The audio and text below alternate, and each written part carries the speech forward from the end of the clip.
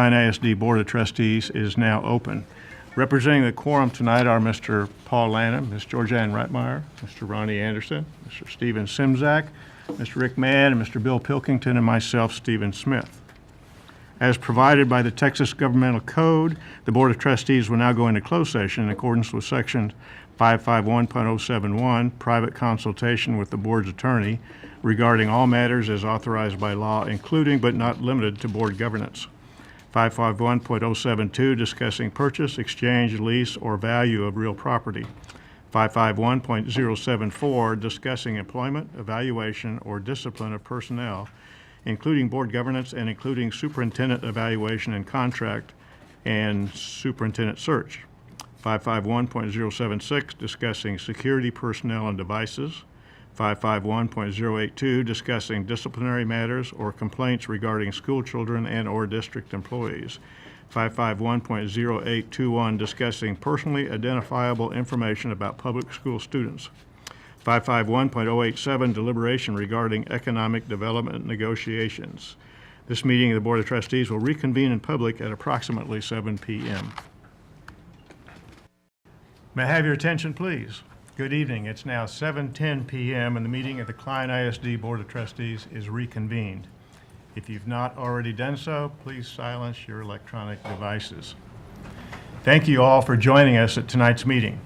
We're a school district of approximately 50,600 students and about 6,700 employees, and we're always delighted when members of the community or staff can join our meetings. You'll note on tonight's agenda that a school district resident, employee, vendor, or prospective vendor has an opportunity to address the Board of Trustees for 4 specific reasons. If anybody in the audience would like to address the board tonight and has not already done so, please sign up with our board secretary, Mr. Simzak. Tonight, Mr. Anderson will lead us in prayer, followed by Cub Scout Connor Reynolds and Chief Kimberly, who will lead us in the pledges of allegiance for the U.S. and Texas flags. It's just Connor. Would you all stand? Would you bow your head and pray with me? Gracious Father, thank you for another wonderful night that we have the opportunity and the blessing to represent the kids of our school district, the taxpayers, and all those involved. I just ask that you would help us to remain selfless and forward-looking for the kids, and I just pray that we would use wise, godly judgment, and that you would be with us every step of the way. Thank you for where we live. Thank you for all that the blessings that you've poured out on us, and all the neighbors, and all the communities, and all the businesses around us. Thank you for being here with us tonight, and in your name we pray. Amen. Amen.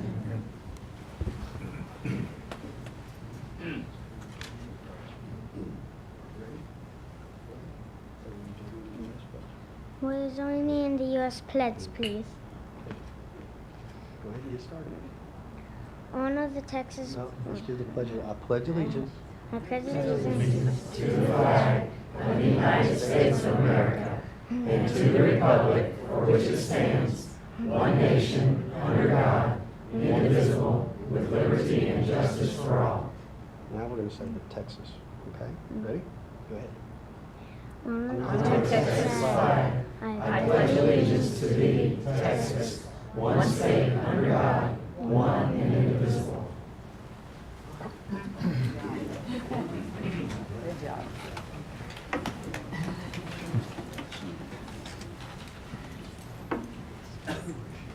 Thank you, Connor. That was an excellent job. School board meetings must be conducted in accordance with strict Texas law.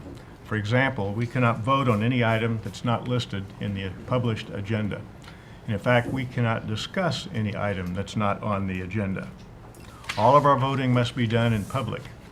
However, we can privately discuss certain items regarding personnel, discipline of students, acquisition of school sites, matters of school security, and specific items requiring legal advice. But even then, the final vote must be done in full view of the public. Please understand that this meeting is for the board to have discussion, to deliberate, and to take action. So I ask that you refrain from making comments or public demonstration during the meeting to allow us to focus on the matters before us. The superintendent, in consultation with the board president, prepares the agenda and notice of meeting, which are distributed to the board members on 1 week in advance of the Monday meeting. If individual board members have questions, they often contact the superintendent directly and get those questions answered. Therefore, on many items recommended for approval tonight, board members have the facts in hand and they're able to act quickly. So if you're here during the portion of the meeting where we're discussing or voting on action items, if we appear to be moving quickly, it's because we probably are, because the board members have the facts and they're prepared to act. We deeply appreciate the public trust that you've bestowed upon us, and we will continue to work diligently with the school administration on behalf of your children. Now we're ready to proceed with the agenda. One of the things we've done at our recent board meetings is to honor a separate segment of our community. And tonight we would like to honor present and former Klein students. The Klein community is a little bit unique because we do have a lot of continuity. Many of our graduates become leaders in the community. Many of them become teachers in the Klein school system. And it really lends to the fabric of the community. So for everyone in the audience that is a Klein student or ever has been a Klein ISD student, would you please stand so that we can recognize you with a round of applause?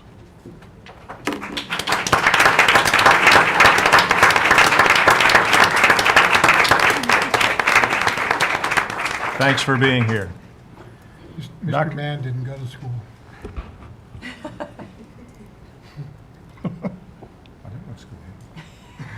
Dr. Kane. Thank you, Mr. President. Dr. Jan Merrick is here, and she's going to begin our introduction of honor students and employees. Thank you, Dr. Kane. We are pleased to present students and staff members from 2 of our elementary schools tonight, Benfer and French. Mrs. Steele, principal of Benfer, will begin tonight, followed by Mrs. Mason, the principal of French. So, Mrs. Steele, will you and your students and staff member come forward?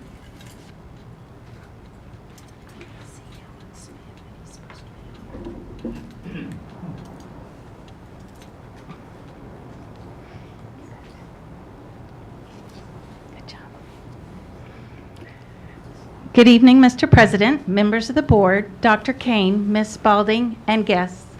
Tonight, we have the honor of presenting 2 outstanding Benfer students and 1 distinguished teacher.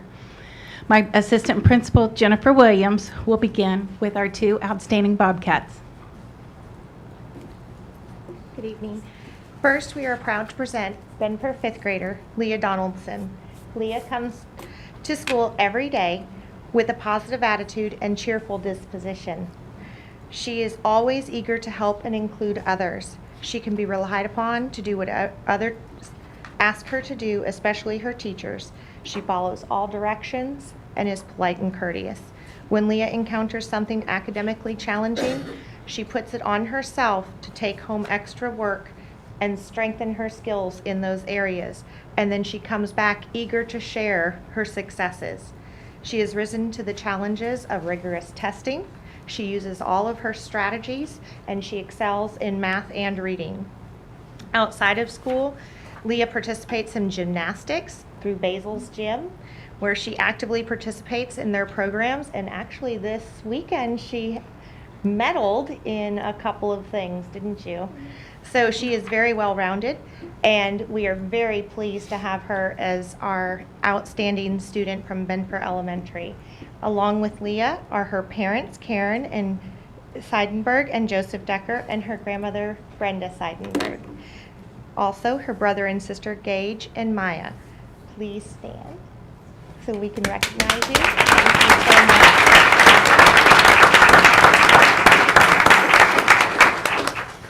Next, we are proud to present another Benfer 5th grader, Rylan Reynolds. Rylan is the big brother of the famous Connor Reynolds, who you heard earlier. Rylan is actually new to Benfer this year. Rylan adjusted very well and quickly became a leader among his peers at Benfer Elementary.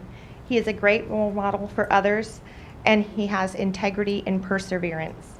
Ryan always has a positive attitude and is willing to help others. He is kind and considerate and polite to his peers and teachers. He is a friend to everyone. He is very confident in voicing his opinions, yet he also keeps an open mind and is willing to consider others' viewpoints. Ryan is very involved in and excels at sports, especially basketball. He also plays the cello and enjoys reading for fun. Rylan is currently part of our Benfer morning announcement team. Accompanying Rylan are his parents, Amber and Brandon Reynolds, along with his brother, Connor and Keegan. If you would please stand.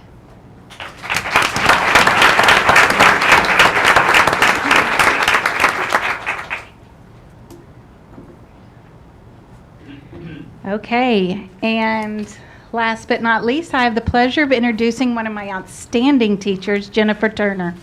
She is a third grade, come up with me. She is a third grade ELA teacher at Benfer with 11 years of experience. Ms. Turner has her BA from Greensboro in education from Greensboro College. She's very active in the Klein community, working on the Gradebook Steering Committee, the Klein Ambassador Program, and the ELA Curriculum Writing Committee. On our campus, she serves on our CIDC and also sponsors the largest student coding club in the district, elementary. Just this week, we were proud to also announce that Ms. Turner is our Benfer Teacher of the Year. In talking, thank you. In talking with her peers, Ms. Turner is described as a fabulous, dedicated teacher. Her positive attitude, initiative, and knowledge of the curriculum make her an incredible teammate. During times of stress, she helps keep her team in a positive mindset and is there for them when they need a boost. Jennifer also does an incredible job of building relationships with her students. She has a high expectation for them and does not allow her students to say, "I can't," because she knows they can with her support and motivation. She's joined tonight by her husband, Jim, her son, Sammy, her parents, Frank and Dorothy Murphy, and her good friend, Mary Stevens. Also, she has several members of her team that are also joining us. So if you all would please stand.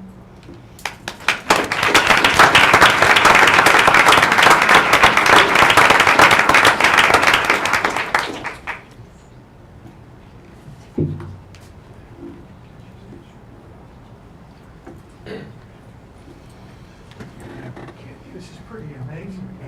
What did you make?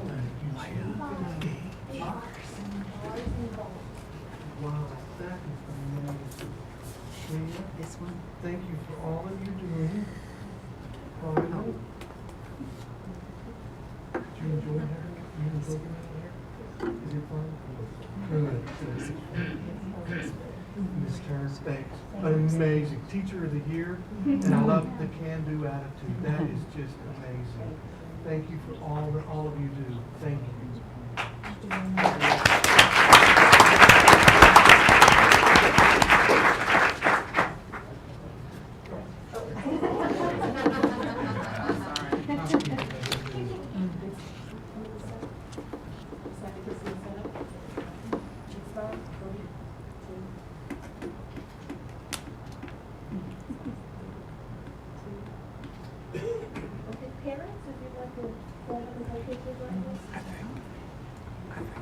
She's going to take, they're going to take pictures.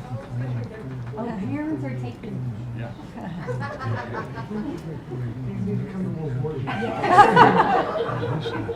he's the. Take your break out.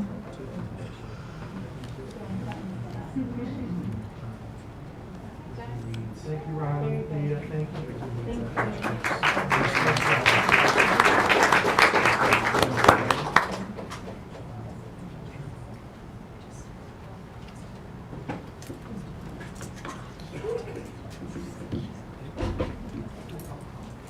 Good evening, Mr. President, members of the board, Dr. Kane, Ms. Spalding, and guests.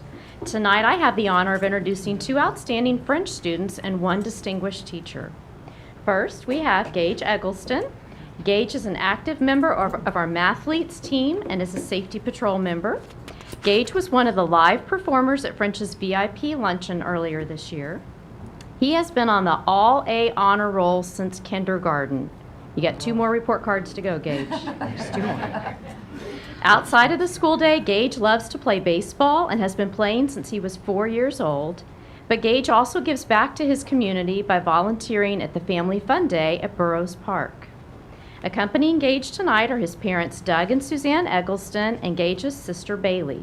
Would you please stand so we can recognize your family?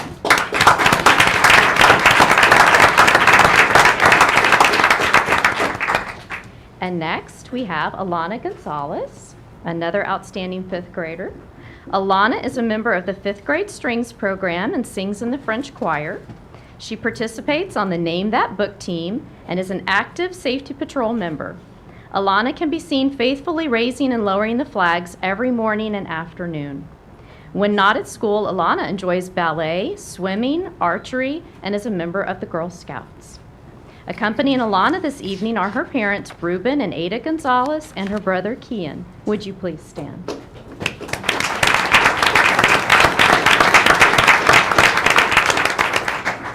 And I also have the honor of introducing our outstanding employee, Mrs. Debbie McCamey. She is our librarian at French. Mrs. McCamey has been in education for 21 years, and this is her first year in Klein.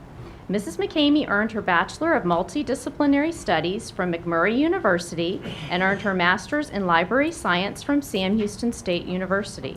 She also holds a certificate for educational diagnostician, but we're going to keep her in the library. She has taught 2nd grade self-contained classes, 4th grade math and science classes, and of course has been an outstanding librarian. Mrs. McCamey has done an incredible job of furnishing and setting up the French library. She has created an amazing learning environment, including makerspaces for our children. Our children are so excited to come to the library, and she has fostered a love of reading in all of our students. She's always willing to pitch in with a project and is currently serving on the campus CIDC, as well as representing French at the DIDC meetings, and her colleagues have honored her by voting her French's Professional Support Employee of the Year. With Mrs. McCamey tonight is her husband, Jimmy McCamey. Would you please stand?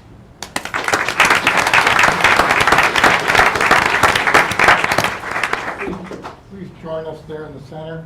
You might notice here, some of you think that's a typo, but Mr. Wunderlich knows otherwise.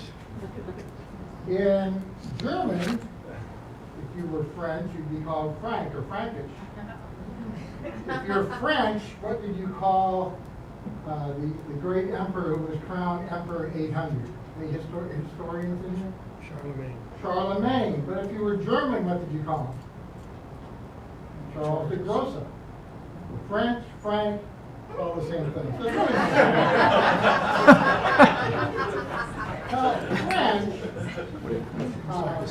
By the way, Bruce Mason's, I don't know if he's Joey's your oldest, youngest? Only child. Went to school with my youngest child, and they were in band together. Still doing music? Now, French is one of several. We're a Northampton family. All of our kids went to Northampton. We moved here in '94. In '95, Schultz rolled out of Northampton. Feinhop, Denegas. Correct me if I miss any of these. Mueller, Metzler, Swink, and now French. So Northampton has been quite gracious to all of them. So Gage, did I say there was another Gage back there? I thought I heard somebody sound. Huh? Brother? Yeah. I'm 64. I've never heard the name Gage as a first name. Twice in one night. Athlete, VIP luncheon performer, baseball player. I like that part. Congratulations. The lesson you and Alana should both take, and the young kids that were here from Benford, the example that you're learning from your teachers here, okay? You're on a pathway to becoming an adult. Once you get there, we expect you to run for school board and sit back here and put up with Houston. So Gage, congratulations. You'll be commended. Alana, safety, flag raising.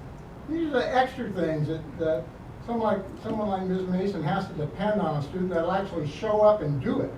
You'd be surprised at what did Woody Allen say, half of the success in life is showing up, right? Just show up and raise the flag and people go, wow, that's amazing. So congratulations to you also. And this became, now this is really the paragon for all of us. The classroom, the campus, instructor, teacher, librarian, counselor, school nurse. These are the people that really grease the gears of the machine that we call education. First year in Klein, welcome. Did you just move here or kick you out of somewhere and you ended up in Klein? But welcome and congratulations for your recognition tonight. Hello? Thank you.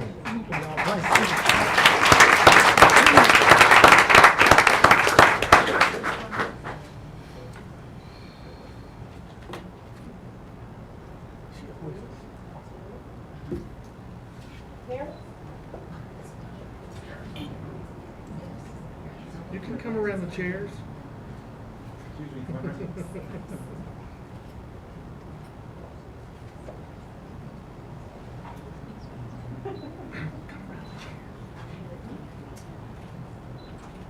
This only happens once.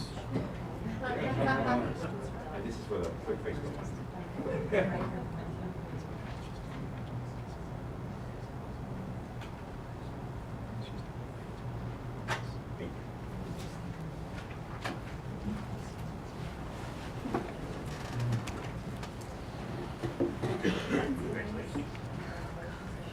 was wondering when it was going to go into baseball.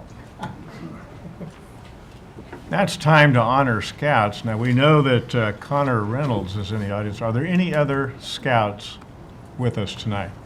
Could you raise your hand if so? Well, in that case, one? Okay. Would you please, are you in Boy Scouts or Cub Scouts? Cub Scouts. Okay. Would you, I don't think Cub Scouts work on merit badges, right? That's all right. So will you tell us what pack you're from and what school, oh, your name, what pack you're from, what school you go to? And it's up there on the screen. Elementary. And your name? My name's Kian. 1876. Thank you. Okay, now, Connor, we'd be interested in knowing what pack you're in and what school you attend.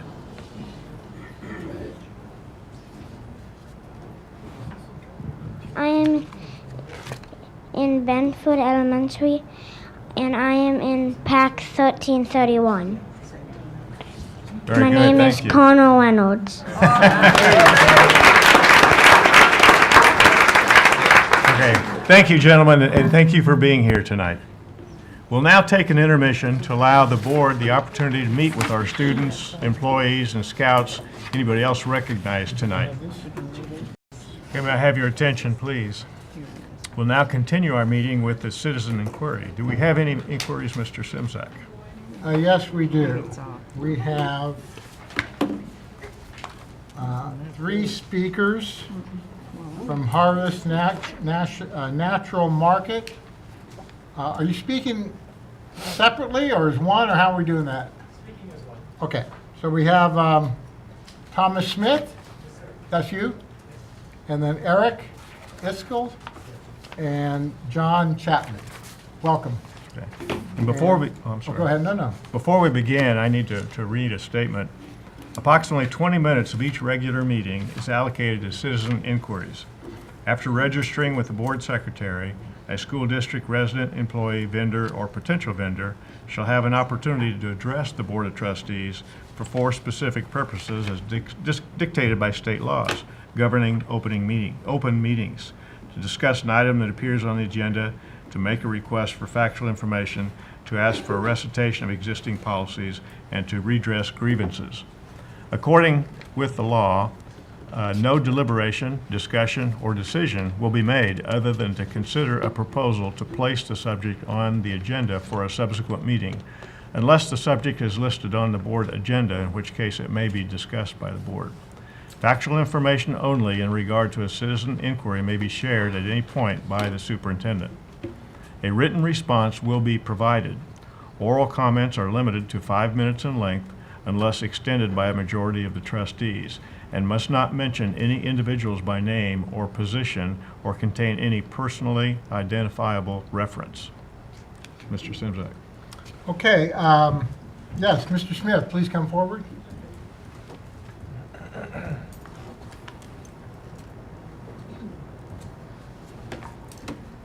Good evening. Thank you so much for giving us this opportunity to speak. My name is Tom Smith.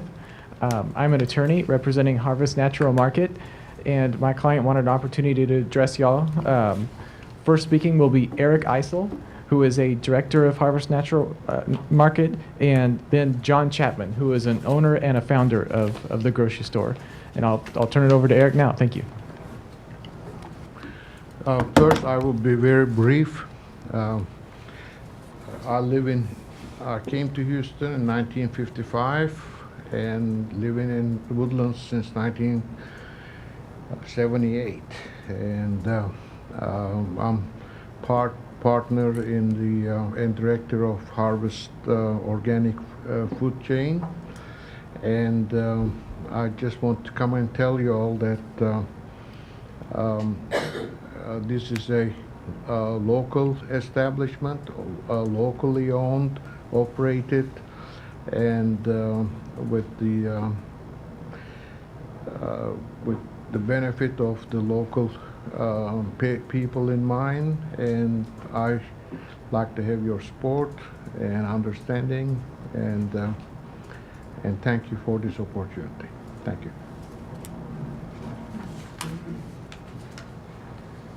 Well, good evening. I'm assuming y'all can hear me fine.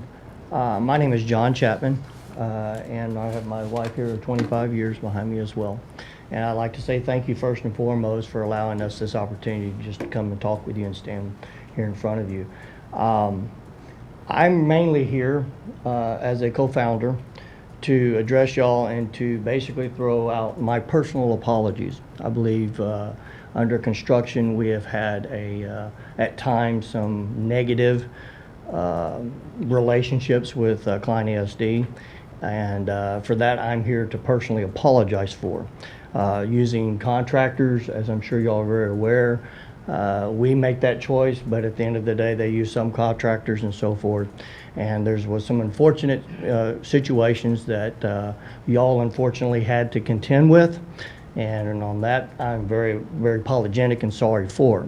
That being said, it is my understanding that we have gotten all that resolved. And please, before the night's over, at least before I leave, if they haven't been, I would gladly give you my personal information, contact information, because we want to make sure that every issue or concern that you've had or have right now that has not been addressed and has not been taken care of, I want to make sure that I personally get on top of that and make sure that I meet the needs of Klein.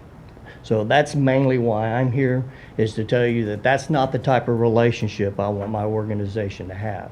We greatly appreciate the working relationship we have had, even though it has been negative, and I hope that we're past that. And again, if we're not, please let me know. We can get past this. We're looking for your support, the support of the community. We want to give back to the community. That's what we're about. I am a proud, local native Houstonian Texan, and no other better places there here in Texas by laws to open a business. And I know we're in Harris County here, and for 5 years, my kids grew up with Harris County Junior Mounted Posse and those type of organizations for kids. And I was sitting here listening, and unfortunately they're gone, and I can't say congratulations to them personally. But those are the type of things that we like to hear about. We want to be involved with in the community. And I'm just basically here to say, we're looking for your support, because I can assure you, you will have my support. Thank you so very much for your time. I really do appreciate it. Thank you.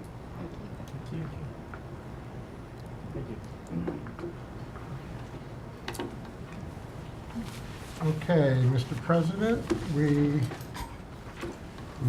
we go. Now have Becky Taylor, Speaking someone with children in the school district and who lives in the district. Oh, Wade and Christy Hardy. Yes. Also, I'm sorry. And you're speaking to a lice policy?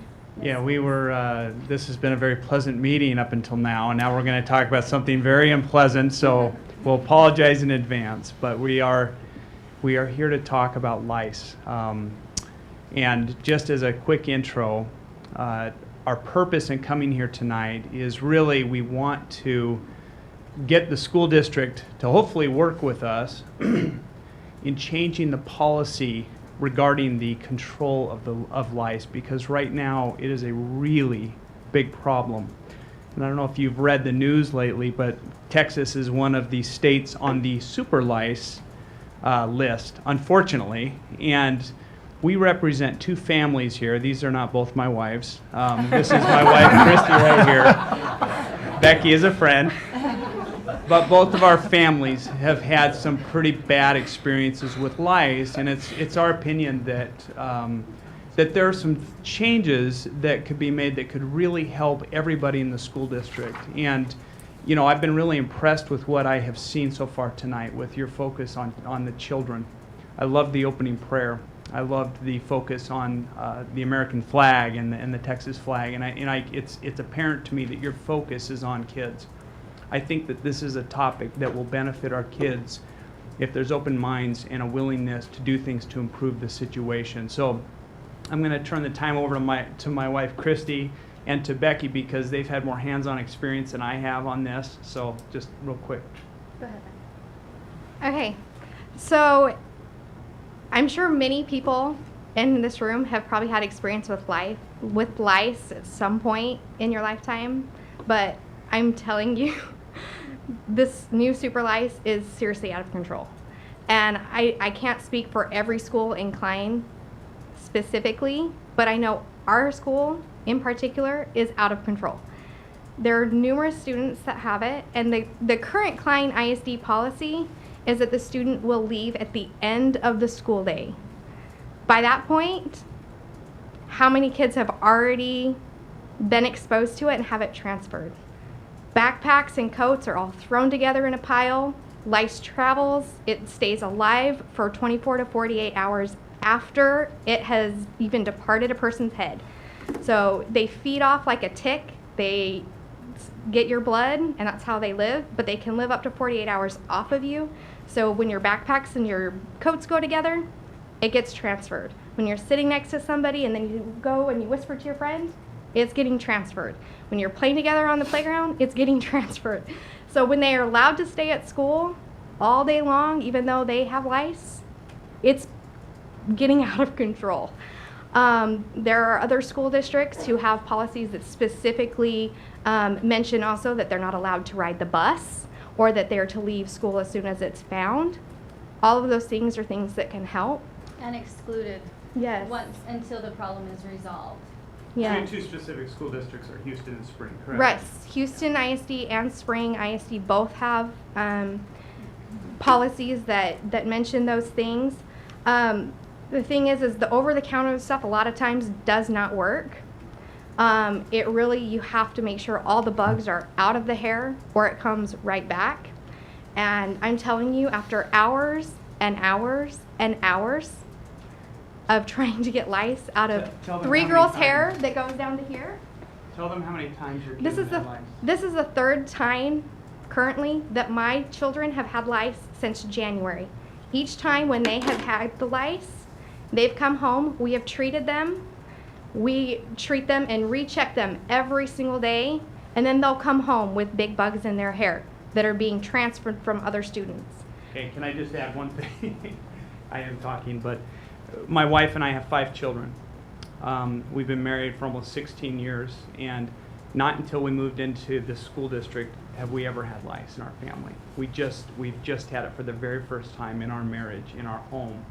So, you know, it's a concern to us, and And we have 3 kids that are in school, so it's an issue that It's we're. a very time-consuming issue. It takes so much time and effort, and it's an emotional drain on our children as well. But what we're here to ask for is that communication. We haven't received communication that there's a problem in our classrooms, and we've received communication that it's a confidentiality issue to let us know. And we're not asking Students' for how many names. children or students' names. We're just Right. asking if a teacher could send home an email saying, there's children in our classroom. In our particular daughter's case, there's 7 children right now who have lice. She came home and it infected 4 of us within our family before we even knew she had lice, and hers was considered a mild case. There were just several live bugs, lots of nits. We did our best to clean, and it took many hours to clean our whole entire house. You have to. Anyway, that's beside the point. All we would like to know is if we could get communication, so that I know that most parents care about their children. We will do what we can. We will check, And we- vigilantly, but we just need to know. And we would also like, we need the preventive measures. preventative measures. Like when a child is itching their head in their class, they need to be sent to the nurse. And currently, I know in our school, when they're sent to the nurse, they go like this with their fingers and they check their hair. That's how they check for lice.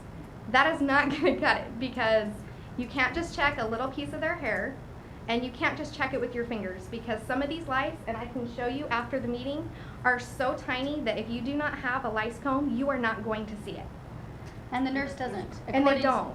According to our 30 knowledge. seconds. Okay, we're time's Okay, up. 3 things, and let me just sum up. Okay, we don't expect the school to do what the parents should be doing, okay?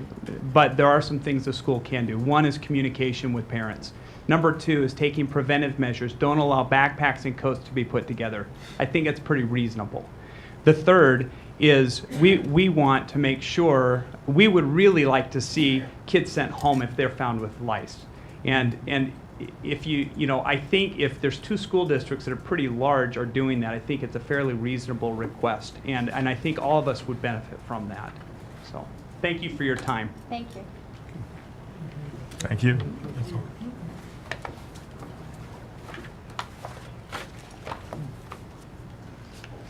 Is that it? That's it.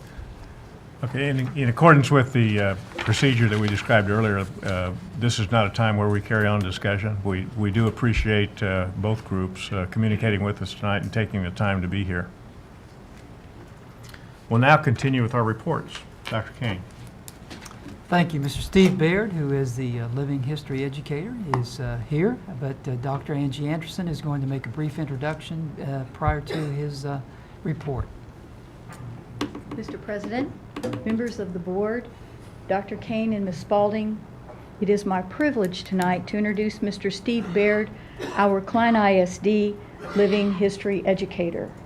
This evening, he will present an update on the activities of the Klein Historical Foundation, including the Wonderlic Farm. The Instruction and Student Services Division is proud to have Mr. Baird as part of our team.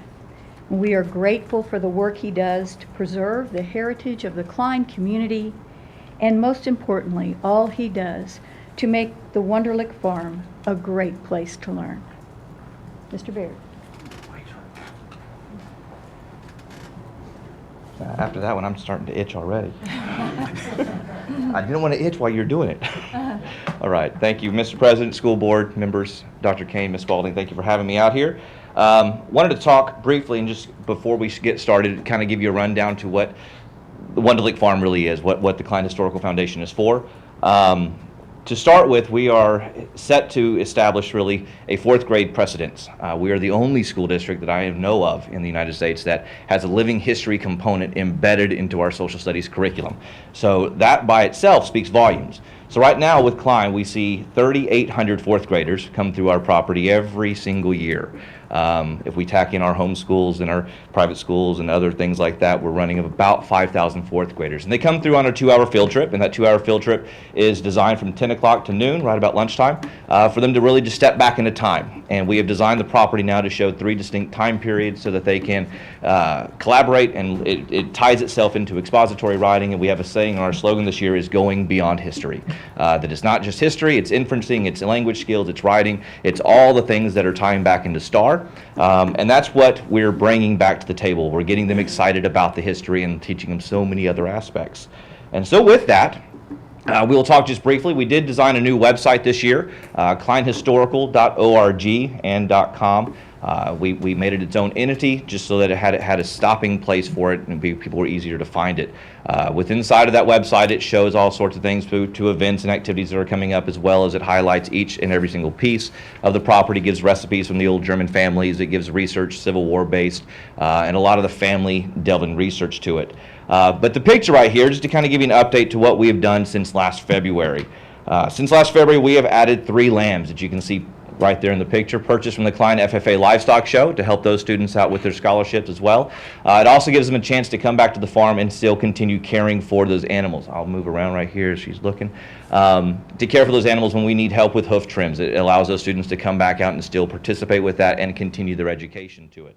We've also added 2 fainting goats, so it's more of a novelty, but they do serve their purpose. And then we have the 1 Nigerian dwarf that's being held by my middle son.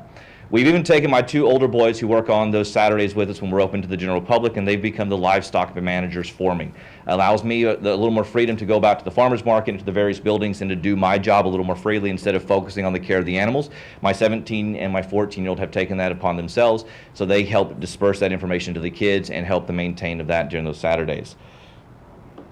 Then, well, who doesn't like little funny fuzzy bunnies around Easter time? We've added 2 Californian rabbits to us. They are, again, the same from the Klein FFA shows. These are 6 of the small ones that we had recently. We're using them as hands-on demonstrations for educational sides. When the kids come out to visit, they can touch. A lot of kids, you'd be amazed, have never touched a rabbit.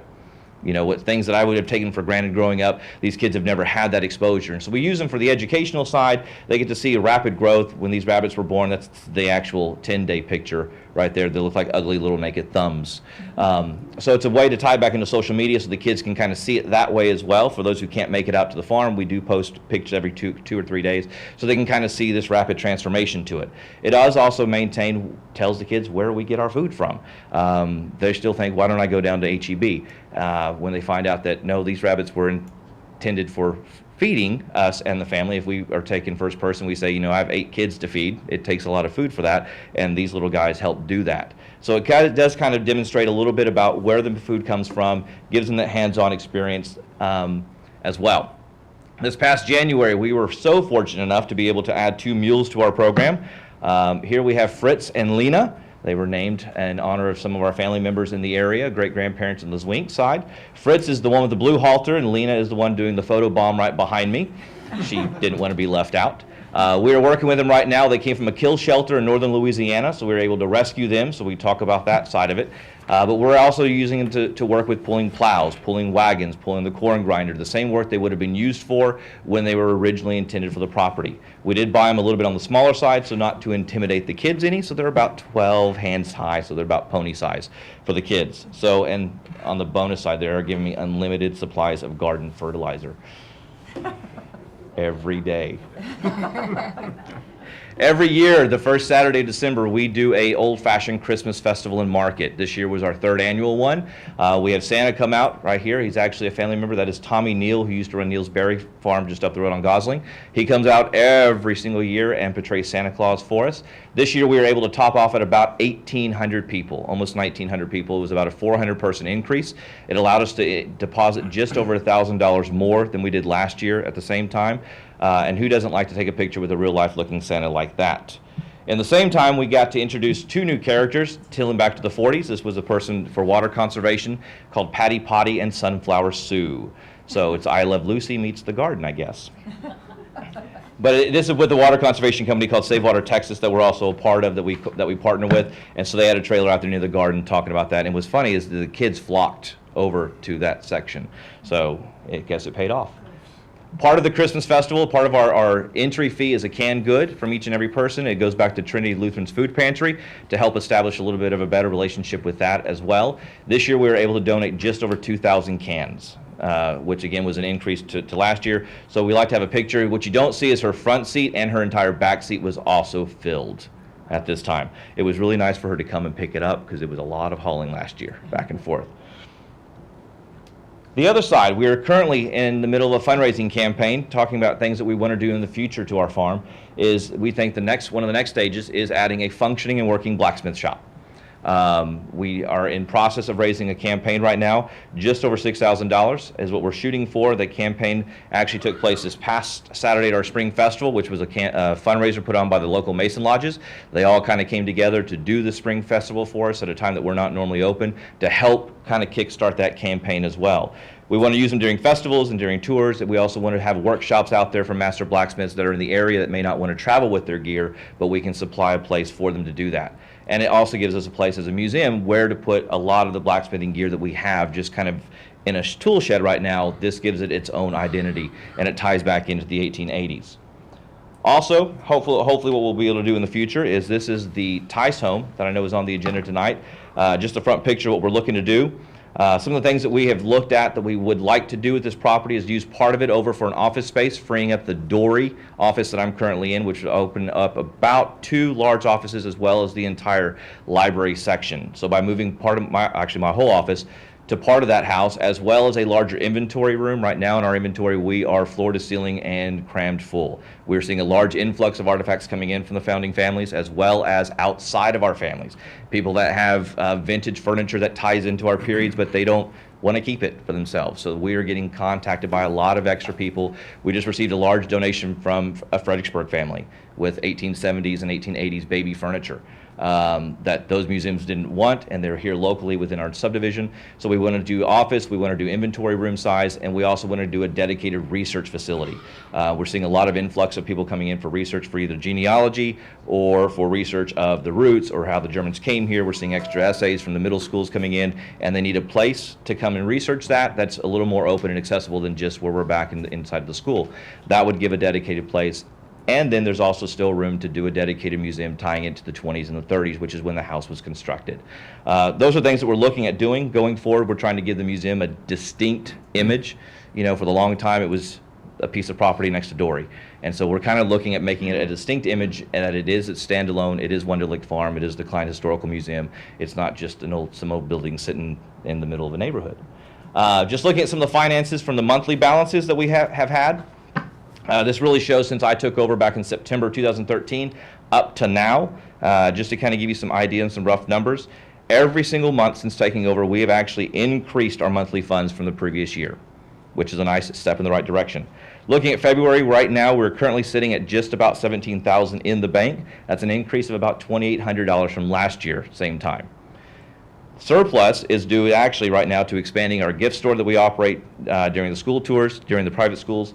Also more corporate donations and more family donations coming in. However, we do have a flip side to that is with all of this added stuff, we are spending more every year too. So don't let the $17,000 fool you. If we look at 2014 to 2015, we're actually spending about $4,000 more a year currently. And this right here doesn't include the 5% of my salary that comes out every single year as well. So we have to make sure that we maintain and leave enough within our budget as well to pay for the yearly insurance that prior to me coming in we didn't really do a whole lot of, as well as my salary. We are seeing a large increase on printing supplies as far as flyers and new signage to direct toward more festivals and more things of that. You know, you got to keep spending it to bring the people in, right? Also on the side of that is we are keeping back about $5,000 that if we do get the Tice house in, we have $5,000 to renovate it, to bring it back up, bring some electricity to it, get back to the original wood walls that are behind the sheets of sheetrock inside of the house, as well as the $6,000 is a separate category that we're doing in our bank accounts. That's a separate fundraising account, but we are raising that $6,000 to do the blacksmith shop as well. And then just to give you a look at what we are doing in our gift store right now, we have dealt with a company called Any Promo, where we are branding all of our items with the logos. The cups that are on your desk were generously donated by an anonymous donor tonight, so yay for those. But again, we just want to make sure that people recognize the brand, people recognize the farm, people learn that we're there. The one thing I heard, especially when I took over back in 2013, from everybody I talked to in Memorial Northwest was, we just didn't know you were here. And they lived down the street. And most of them thought the buildings were T buildings to be used by the students. So that's where we've come in the last year. So we've done a lot since last year in February. I want to thank you guys for your time. If you have any questions, I'll be happy to answer them. You got a farrier for that shop? We are contacting 2 different farriers and getting prices right now. Oh, for the blacksmith shop. We've actually talked to Mr. Tice, who used to be a blacksmith. I talked to him on Saturday. We're also talking to the blacksmith guilds of Harris County and up in Livingston as well, and talking to different blacksmiths that want to come in and do workshops and train as well. When we first took over during a Heritage Day, we wanted to have a blacksmith travel out there, but there was not a single one I could find that had portable equipment that they could bring to the site and do it like they could in the past. Either they're getting up in age or they just don't want to travel anymore. So even 3 years ago, the big plan was if we get a blacksmith shop built on site, then we can equip it, we can handle it, we can close it in and then tie it in and then have them come in and do demonstrations that way as well. More importantly, ask Mr. Zimzak if he knows what a farrier is. Do you know what a farrier is? A horseshoe. Second person that thinks the ferry. Very good. Or it could be that too. Any other questions? And God bless you for what you're doing, because Klein Historical Foundation is critical to all of us to keep the history and the heritage that we have. We try to keep the Klein families involved, and I don't believe this Mr. Neal is Santa Claus. He's a Klein family, is he? He is. I believe he is your nephew? He's married. He's a nephew. Okay. Married in. There you go. What I'm concerned about is if you'll look behind you, Mr. Wunderlich is trying to put on the Santa Claus beard. Well, I was going to say, So he's looking more and more like William Wunderlich with the bigger goatee over there. Next year, I think you have a Santa Claus competition.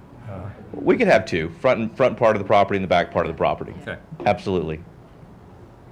So, I was having a conversation. How much space, or what's our acreage, or? The acreage for the entire museum right now is 19.6 acres. And it's pretty, like a shotgun? It's a linear. It goes all the way from Tice Millwright all the way back to the Dory football field. So, and then the what fence we got lines. now, 5 buildings? Right now we have Peter's house, we have the Hildebrandt house, Corville Schoolhouse, and the Maria Katharina house. We have 4 main properties, not including the back barns. So, you could, if you took those 4 and put 4 more, how many do you think you could get? Another 12, 15, 20? Well, that's a lot. We still want to, the one thing that I loved about at the Christmas Festival, the one thing that I heard a lot, 1,800 people is a pretty good amount of people for that property. But the one comment I continuously heard from people was that it doesn't seem crowded here, that there was space to move out, and it didn't seem like we had 1,000 people on the property, so people were more apt to stay for longer periods of time.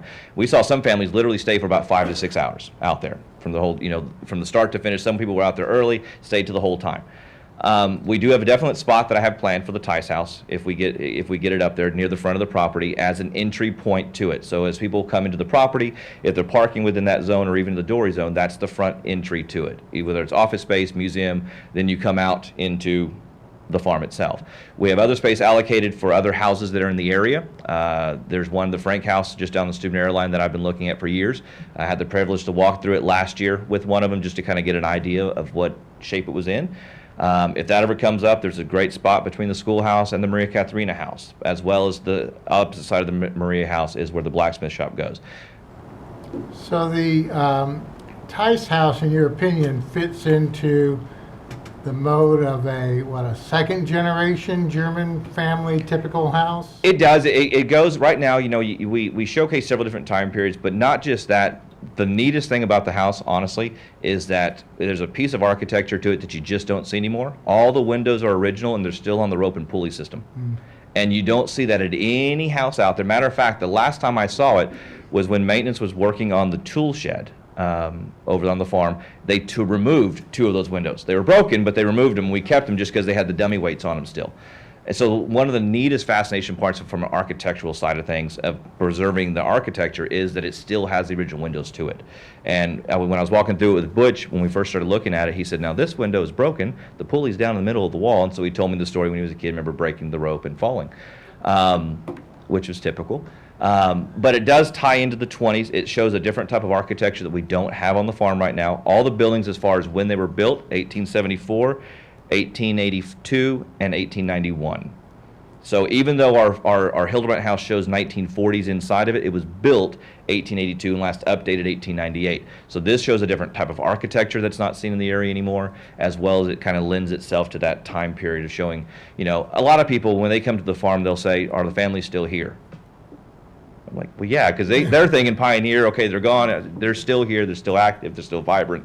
to the community. And so I think this lends itself to show that, yes, the family's still here, and here's more of the proof to it. And then final question or comment. I think with that much ground, I think if it isn't already, the conversation should take place with administration and Mr. Robertson's group and Dr. Kane.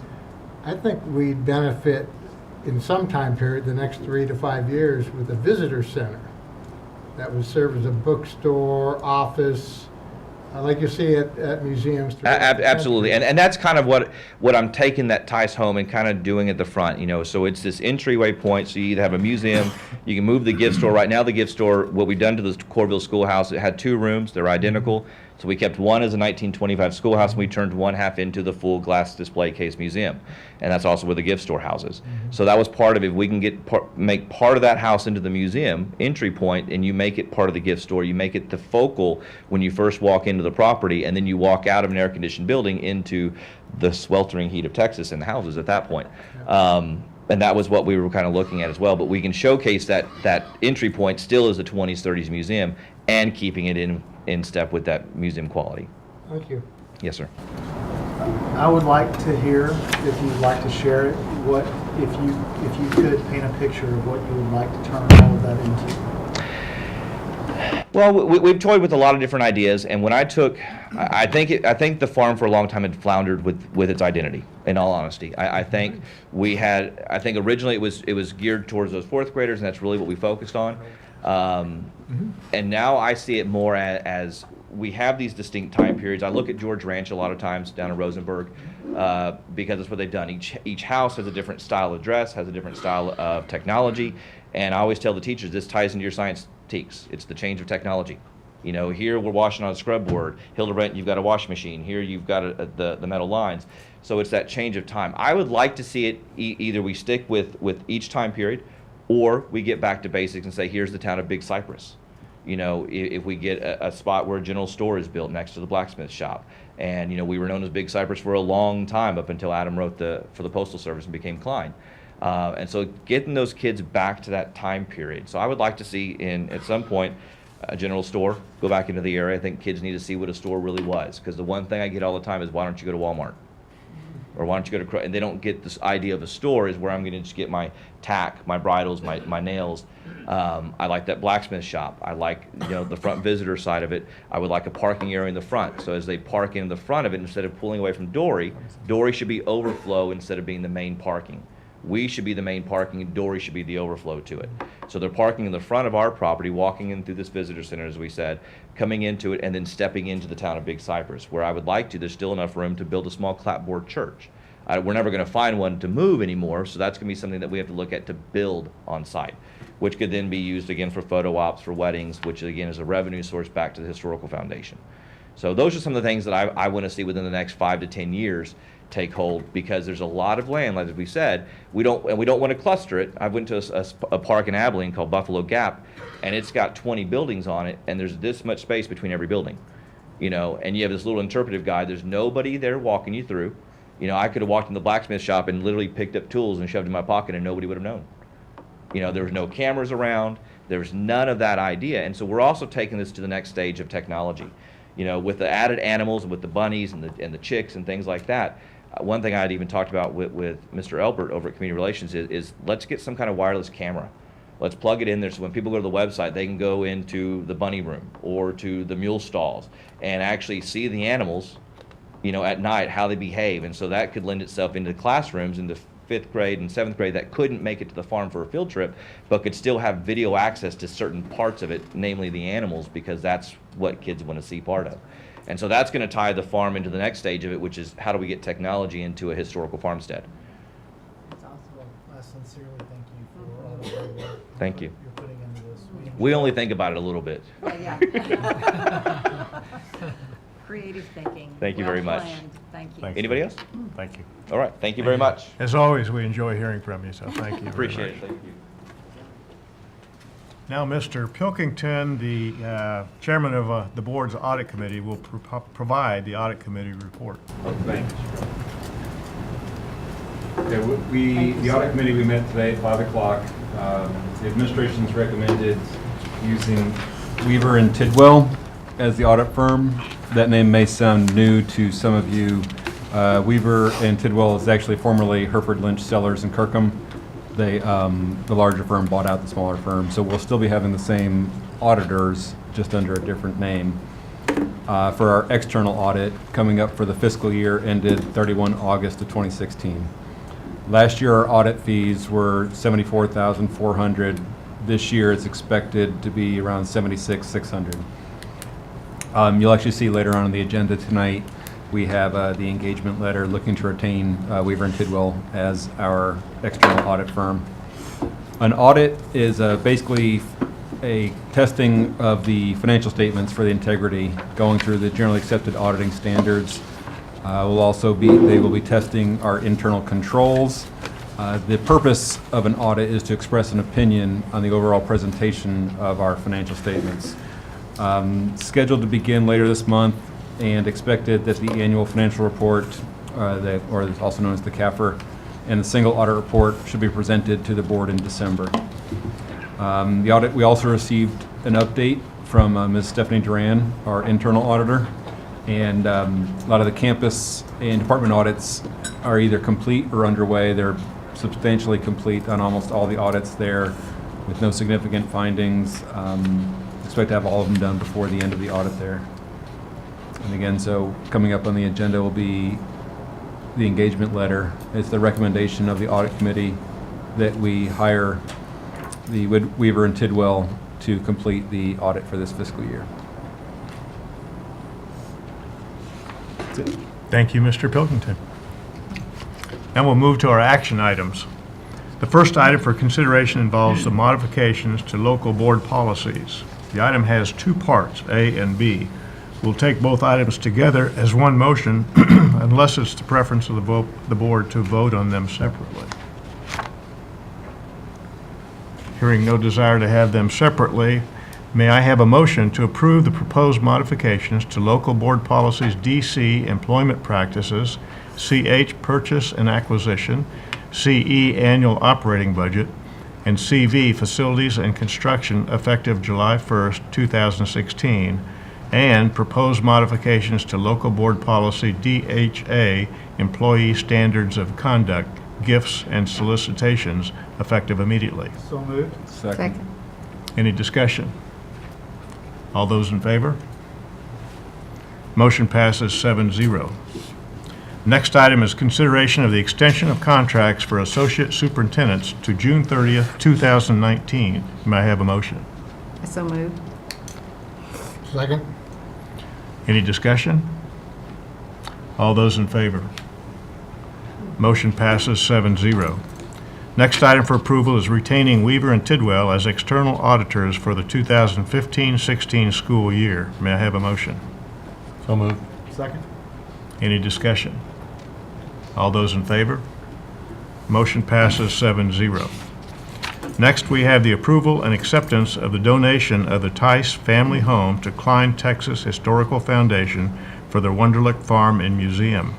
May I have a motion? Mr. President, Second. Mr. Mann. I would move that the board approve and accept a donation to the Tice family home to the Klein, Texas Historical Foundation for the Wunderlich Farm and Museum, and further move that in the best interest of Klein ISD and the teachings of history to the Klein ISD students and community, the board authorized a payment not to exceed $12,000 for relocation expenses to the farm. May I have a second? Second. Any discussion? All those in favor? Motion passes 7-0. Next item is approval of 3 resolutions authorizing the disposal of property acquired through tax foreclosure at Constable Resale and cause number 1993-34393 in the 113th District Court of Harris County, cause number 1990-04635 in the 165th District Court of Harris County, and cause number 1987-51047 in the 333rd District Court of Harris County. May I have a motion? So moved. Thanks. Any discussion? All those in favor? Motion passes 7-0. Next is the approval of a resolution to participate in the Texas Cooperative Liquid Asset Security System. May I have a motion? So moved. Any discussion? I do have one question. Is there anything in particular that precipitated this additional alternative to us? I'll have to ask Mr. Petrick or Ms. Little to provide that answer for us. I know it's another form of investment that we've been using, but Yes, President Smith, it's just another way to diversify our most liquid assets. It's much like Tex Pool or the Lone Star investment pool. And so it's just one other option for us to hold our most liquid of assets. But is it new, or has it been around? It's not new. It has been around, and it's with First PTA Public Trust Advisors, which do some advising work for us on our investments long term. And so it's a pool that they have, and we have not invested in it before, but it is having some interest rates and returns that are a little bit higher than Tex Pool and Lone Star. So it looked like a good opportunity for us to get invested in it. Good, thank you. Ellen, may I vote on this, or should I sustain because of my Lone Star? Abstain. Texas class is not It associated is not. with Lone Star. You No, may it's vote on this. separate. Yes. It's still within our investment policy statement. Yes, sir, absolutely. Any other discussion? All those in favor? Motion passes 7-0. Next approval item is the schedule of events and authorization for the district's financial advisor and bond counsel to begin preparation of the preliminary official statement for the unlimited tax refunding bonds, Series 2016. So May I have a moved. motion? Second. Dr. Kane, I understand that Mr. Shepard is here to provide some additional information. Gene Shepard, District's financial advisor, is here. You made the motion? Yes. I did, sir. Thank you, Mr. Smith, Mr. President, and members of the board, Dr. Kane, staff, Ms. Spalding, and Commodore Wonderlich. This is Matt Dustin, who you all have met before. Matt is an associate in our public finance group, having moved from Denver, Colorado last year, and along the way became a vice president toward the end of the year. Banks don't give titles very often, but he has certainly earned it. It's either compensation or title. It's not and or, so he elected to go for the title and not the compensation. As you all know, periodically we review the outstanding principal of the district's debt to determine whether or not it makes any sense to refund some of that debt. And we've identified some candidates for refunding in current markets. As you know, interest rates are extremely low. And I'm going to refer to this cover sheet first. The one is a summary sheet. The bonds that we've identified are Series 2005, 2007, 2008, 2008A, 2009B. Bonds that can be refunded at a lower interest rate and achieve a savings is summarized below. Drop down to the notes below. These are market rates as of February the 25th. There's been little or no change since that time. It includes underwriter's discount, all the cost of issuance that you normally go through. The net present value savings are net of exemptions, so and there is approximately $5 million negative arbitrage in the refunding. That's a cost of doing the transaction. But if you look, part of these refundings, the Series 2005 and 2009B, were not guaranteed by the Permanent School Fund, but the others are. And so we would divide, if you elect to go forward with the financing, we would divide a Series 2016 into two components, a non-PSF Permanent School Fund and a Series 2016A, which would be guaranteed by the Permanent School Fund. The entire package would be, but we're refunding some non-Permanent School Fund bonds. The principal amount of bonds to be refunded are the non-PSF 17.2, the Series PSF refunding $140 million. You can drop down the true interest rate on the refunding bonds, that it would be the bonds that we would be selling, 296 and 314. The average coupon on the bonds that we would refund and pay off, 375 and 483. So you can see the difference. We achieve the savings and reduction in debt service by lowering our interest cost. Cost of issuance, $54,000 and $478,000.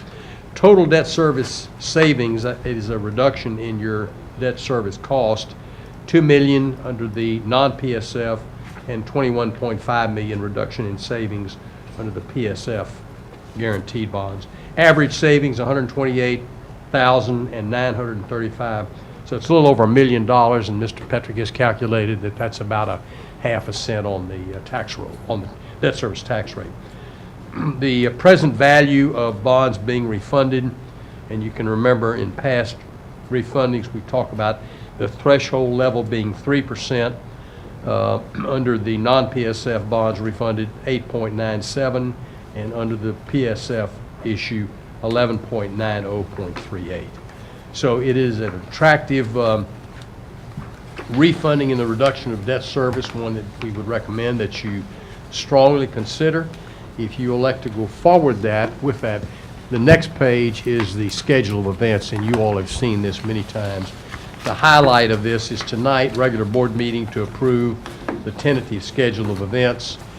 We would meet again then April the 4th for the board to review and approve the draft of the preliminary official statement and the parameter bond order, which we did. The most recent refunding was 2015. The week of April the 18th, we would put together an underwriting group, and they would price the issue as of that week, if not earlier. And then we would close on May the 23rd and have funds from the new bonds to be put into an escrow account to pay off the old bonds as they are called in and paid off. So let me stop there and answer any questions that you might have.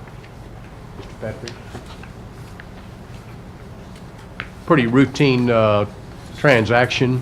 Have some of these already taken place? Some of these call dates were 1 March of 2016? Yes, and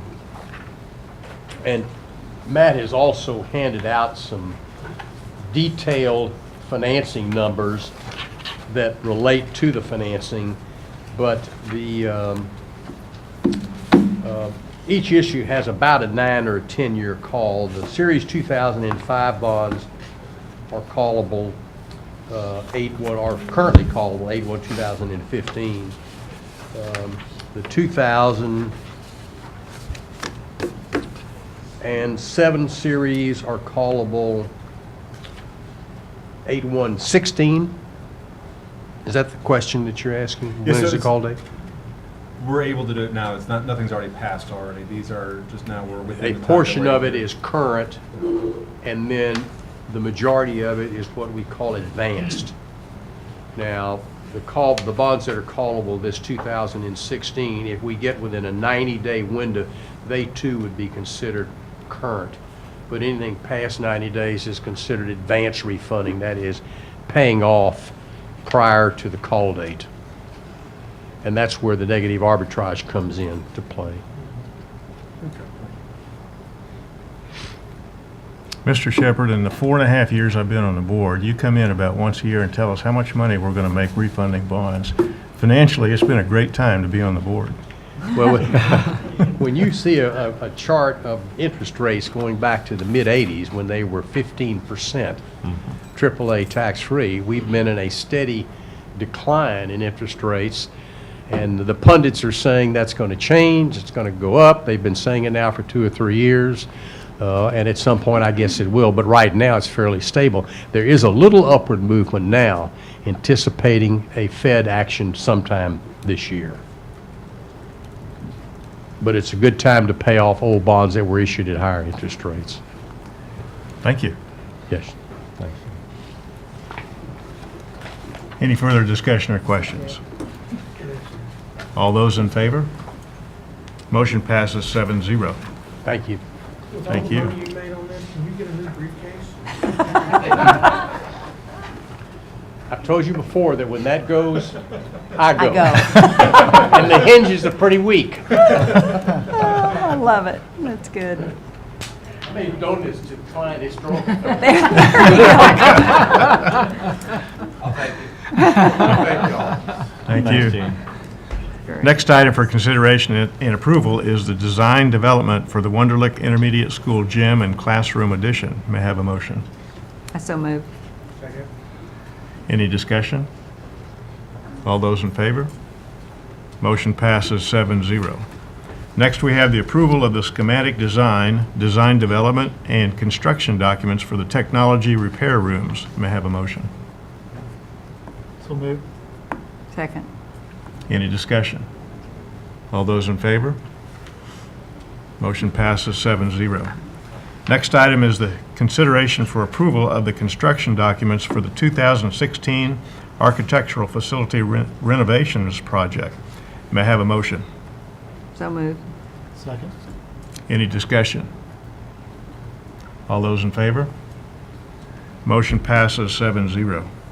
Next item for consideration and approval is the high school baseball relighting project. May I have a motion? So moved. Second. Any discussion? All those in favor? Motion passes 7-0. Next is approval of the project initiation for the classroom sound reinforcement project. May I have a motion? So moved. Second. Any discussion? All those in favor? Motion passes 7-0.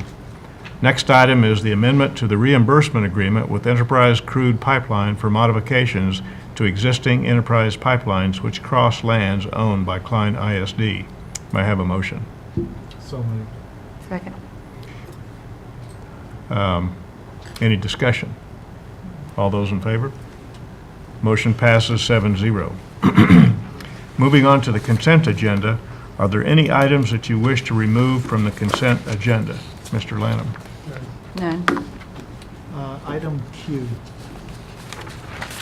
Item Q is agreements for Corwin for professional development training for 9 Title I campuses and district-wide administrators academies.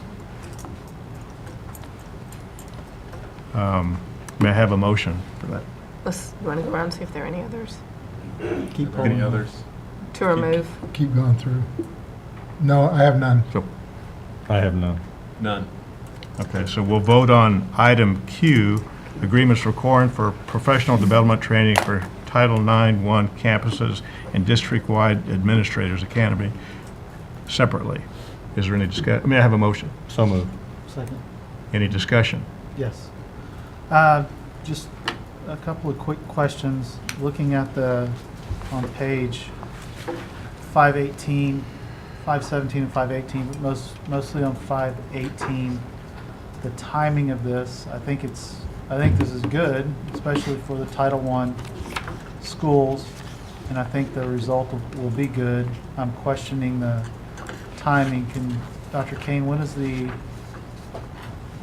what's the timing of the STAR test in relation to the schedule on 518? Well, of course, the STAR tests are going to be starting up very soon, and they'll continue through the end of the spring semester. This particular professional development is a long-term look at instructional leadership and instructional development district-wide and at our Title I programs. So it's going to be money, I believe, that it will be well spent for our administrators on our campuses as well as our central administration. And you can see the schedule on page 518. Yeah, that's what I'm looking at. Right, right. You can see the schedule there. So my concern is, while I agree, I think it's money well spent. I don't have an issue with it in principle. My issue is the timing relative to the testing for the Title I campuses. I don't feel, just looking at these dates, I guess the exception of, well, I don't know. Just looking at these dates, I think this would be, in my opinion, better served to work these through the summer and maybe early fall semester and not pull what it looks like, pull these principals off campus during STAR testing, especially with these Title I schools, is where I think their presence needs to be during the time of leading up to preparing and really getting traction on what needs to happen on those campuses for testing. So if there's no other discussion, I would just move to table this until sometime this summer and propose that we commence these training modules anytime after the STAR testing. You're making a formal motion to table? To table this until STAR testing is complete. And I second it. Remember, a motion to table is not debatable. Needs a majority. So we vote without discussing the motion to table. You don't have to second it. Okay. You do have to second, but there's no discussion. So we vote on the motion to table. Do I have a question about the table? You can ask, The time of the table. How, are we tabling this for a certain period of time? Until STAR testing's over. Do we need to have a date on that, or that's all I'm asking is, do we need to have a date? So I When is hear STAR Ronnie. over? We could table it till the June meeting. Thank you. So there's a motion to table to the June meeting. Ms. Reitmeyer, do you still second? Yes, I still second. Okay. No discussion. No discussion. So we vote on the motion to table until the June meeting. So we'll vote on the motion to table until the June meeting. All those in favor of tabling until the June meeting? Opposed? I got 3-3. I missed 4. 4-3. 4-3 in favor of Tabling. Rick, these three, that's four. Those four, yeah. Okay, so the motion to table passes by a vote of 4-3. Thank you. Now we move on to consent. Now we're ready to vote on the consent agenda without item Q. All those in favor? Motion passes 7-0. We're now ready to approve the minutes of the regular meeting on February 8th, 2016, and minutes of special meetings on February 1st, 2nd, and February 22nd, 2016. I have a motion. I so move. Second. All those in favor? Motion passes 7-0. Moving on to the calendar review, please note the following events. March 9th, the VIP luncheon at Lem Elementary. March 10th, French Elementary School dedication at 6:30 p.m. March 11th, Vista's clap out at 1 p.m. March 21st, special board meeting regarding the superintendent search. I'd like also to remind you that the board April meeting will be held on April 4th. With regards to preview for next month, the preview for next month's agenda on items over $1 million includes the project initiation for the Klein Forest High School CTE and gym addition. Are there any questions? We're now ready for comments. We'll start with Mr. Lanham. Mr. Do you want to go Simson. back? Do you want to go back into class? Oh, yes, You can do yes. comments first. This concludes the public portion of the meeting. The board needs to return to closed session. You can do comments before if you want to give people an opportunity to make comments before. We'll go ahead with comments, but the board is still going to reconvene in closed session following the comments. Thank you, Mr. Lanham. I really appreciate you coming out from Wonderlick Farms. Very informative, very nice, and look forward to seeing more historical items produced in such a way. I think it's a very valuable tool for the kids to be able to see something tangible instead of just reading it. Thanks for bringing the farm to the city. We appreciate you tucking it right in there.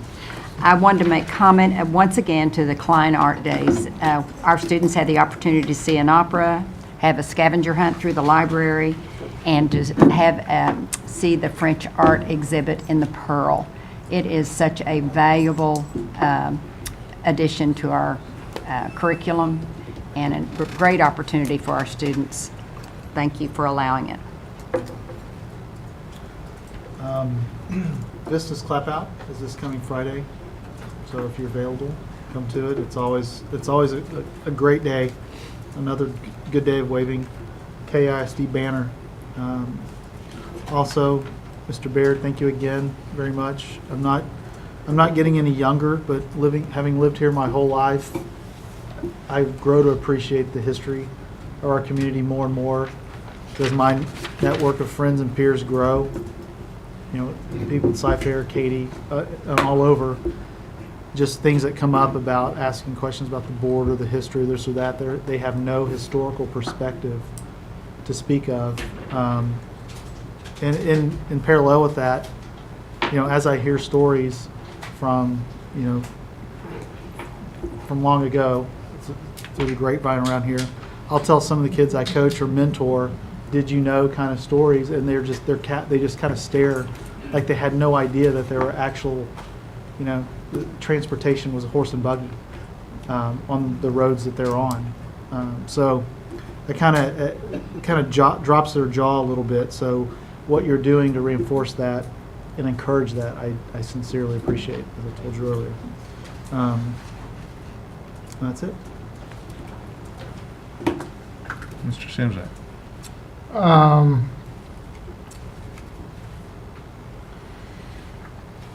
When we do our, it's only been 13 years, when we do our recognitions, it would be helpful to me, since I don't have a good memory, when you put the school up there, is it possible to put the school principal or AP who's going to be presenting? Sure, we can do that. Because sometimes I'm like, oh, what's that lady's name? I forget. And I have to ask Rick Mann. He tells me because he's old. I don't know what's going on tonight. I love you, Rick. I love you, man. Yeah. I Anybody that believes that, raise their hand. I would like to see some, not just a letter in response to the lice comments, but some follow-up on other school policies. I'm assuming that this group that spoke tonight was representing just one school, it sounded like. I don't know if we're having it. I mean, I've had 6 kids go through, and there were times we did the lice thing. It is a bother. So, and some of the recommendations that I heard tonight didn't sound unreasonable. So I would like to see something at a board meeting or some formal handout or something, what we're going to do differently. Echoing the comments, Mr. Baird, this is an anti-lice haircut, by the way. They'll be easy to find. I think, and I'm assuming because Ms. Anderson introduced you, that you're under Dr. Borg's greater group there. I think that we should submit an abstract for a presentation to TASB that might then leapfrog to a NASB, National School Board. Your comment that you're not aware of any other district that has something like this. There's got to be a ton of districts that have all kinds of historical stuff, and maybe they just need a kick in the pants or some example of what you've done to initiate it, the benefit, maybe some accounting basics, because I think it's a wonderful. And I'll be honest with you, one year I went down there for that Christmas thing, and I went down there going, well, I'll show up as a board member because no one's going to show up for the day. I never went. There was no parking. I just went to Starbucks and got me a latte and said, heck with it. You should have come out. We had coffee on site. Well, see. But no, it's a wonderful thing. And then I'm just going to throw this out, Robert and Dr. Kane, and it kind of ties into the historical thing. I think, and we talked about sidewalks and some new legislation on that. I'd like to see at least a master plan of what an interconnected sidewalk network would look like for Klein ISD, that you could walk from school to school to school. Because I think Houstonians are moving that way. There's a big movement in the city towards bike trails. We have the Cypress Creek group trying to connect all those creeks. And if you think about it, other than July and August, which are brutal around here, we pretty much get 10 months where you can tolerate outdoor activity. Something like Spring Cypress Road, you'd be killed out there if you tried to ride a bike or walk. So I'd like to just see it, maybe a pilot suggestion on what the cost would be and what it would look like, or somewhere down the line. That's it. Thank you. I was going to ask that the Zimzak home be provided to the Historical Foundation for raising 6 children, but when I heard they had lice, I think I'm going to back off. That's right. Well, I can make it a heck of a deal. One, I'd like to ask the administration to immediately, because of the recent elections, let's get hold of these new elected officials that belong in Good Klein. point. Good point. Get them in, talk to them, and explain to them how important Klein is to them, and how much we appreciate their support, and we'll appreciate their involvement in Klein. Yeah, we have two, right? Roberts and Well, there's three Swanson. in there because didn't the guy from Tomball also. Fletcher, didn't he resign too? Yeah, So there's three. He's got the Good. west side over there. Good idea. Ditto on the Historical Foundation, Steve. Thank you so much for all you're doing over there. And my one disappointment was last Thursday, I didn't hear a really creative new pizza joke for his final pizza dinner. And I was hoping that he might have one in his pocket that he could provide for us tonight. They were good, but they just weren't over the top. So do you have one in your... Well, one was historical. One was historical, yeah. But I mean, I expected the crowd to just fall on the floor and... The history of pizza? Well, now you know why he's retiring. He's run out of pizza jokes. He's out of pizza jokes. We had a wonderful pizza dinner. We had a wonderful explanation from all the departments and administration, and I thank you for that very much. Pizza was good, so whoever's got pizza on their agenda. It was a great evening. Great evening. So, that's all. So a TU grad is ringing your doorbell. How do you get him off the front porch? You pay him for the pizza. You pay them what?